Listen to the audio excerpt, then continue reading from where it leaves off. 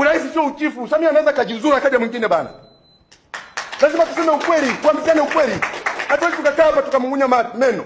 Rais kama hawezi kujibu hoja zetu, rais kama hawezi kuwasikiliza wananchi anaowaongoza, akae pembeni bana. Sisi hatubembelezani hapa. Mimi refu za kutishwa na polisi nilishazipita miaka 10 iliyopita. Mimi sio kutisha na Wambura. Yaani hawa polisi ambao mimi nimeshinda kwenye corridor zao kwa miaka 10, nimeshindwa kwenye ofisi zao miaka 10, nimeshindwa kwenye vyumba vya mateso miaka 10, unawaleta kwangu wanitishe. Mimi polisi akinitisha nacheka. Na ndio maana wakati Wambura anazungumza uhaini, nilikuwa nimekaa nyumbani kwangu nimeweka miguu juu ya meza na kunywa chai kuna tabasamu. Nishapita hiyo level ya kutishiwa na polisi. Namwambia huyu anayemtuma Wambura kwamba aje hadharani ajibu hoja zetu. Watu tunalalamika nchi imeuzwa. Hatuoni rais akitoka hadharani kwamba yuko upande gani kwenye hii iga, anaunga mkono au la, amekaa kimya, naye ndio kiongozi wa mwisho.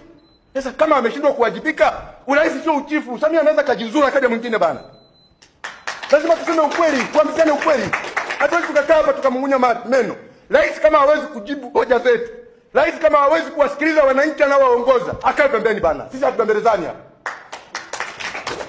Sisi hatubembelezani. Kwa nimwambie kwamba kama anategemea polisi waje watuzuie hayo maandamano, hawa polisi ninawajua kama ninavyojua sehemu zangu za siri. Anajidanganya kabisa. Na ninajua engo zao zote. Ninajua udhaifu wao wote na wao wanajua hilo. Hii hefu za kutishwa na polisi mimi nimeteswa na vikosi vya task force. Task force ni muungano wa vikosi vya polisi, jeshi, uhamiaji au kwa pamoja hao walifanya combination wakawa wananitesa kwa miaka 5. Alafu anakuja polisi mmoja anaitwa Wambura nitishe nini kweli? Kwa hiyo hivyo niliofikia sidharau hizi. Wache dharau.